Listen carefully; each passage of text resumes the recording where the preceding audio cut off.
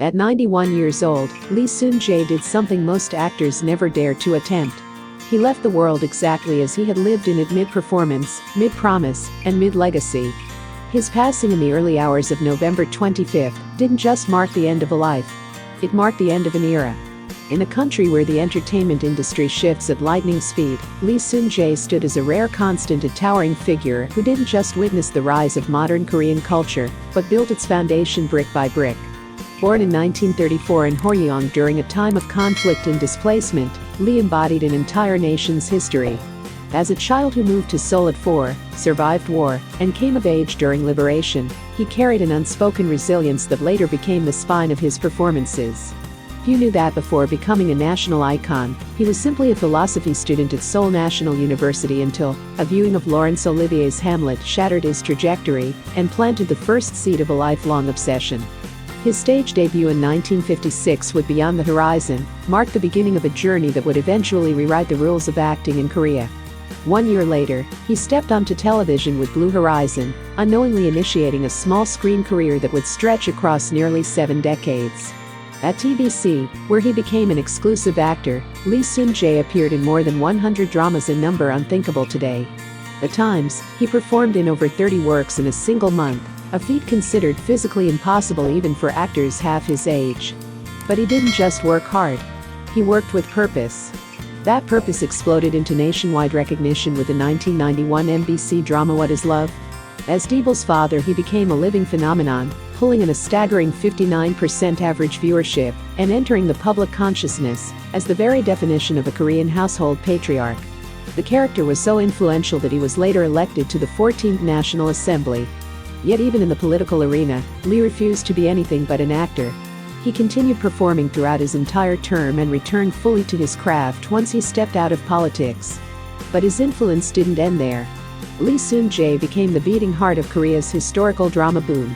Through works like Jun, Sangdo, and Yi-san, he delivered performances so commanding, so deeply rooted in humanity, that he helped to define the golden era of Sajuk storytelling.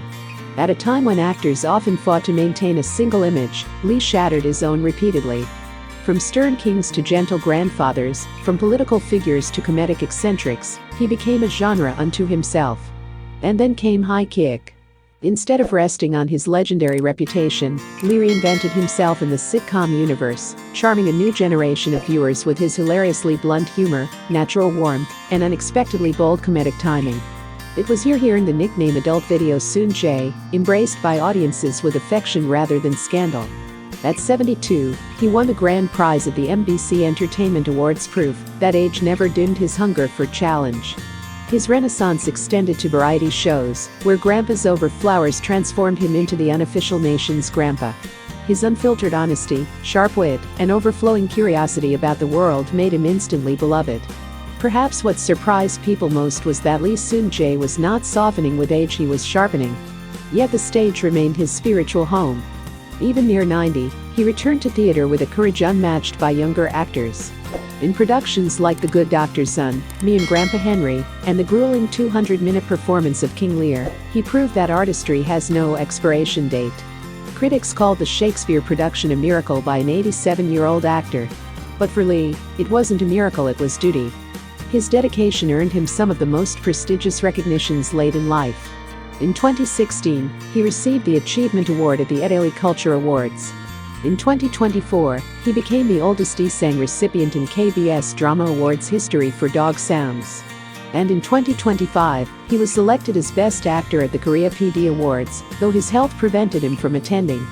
Beyond all the accolades, he was also a teacher. At Gachon University, he mentored countless young actors, repeatedly reminding them, "Always be prepared for when the opportunity comes." This philosophy, simple yet profound, was the blueprint of his entire life. Tragically, his final artistic journey remained unfinished. He had taken on a role in the play Waiting for Godot while waiting, but had to withdraw due to his worsening health.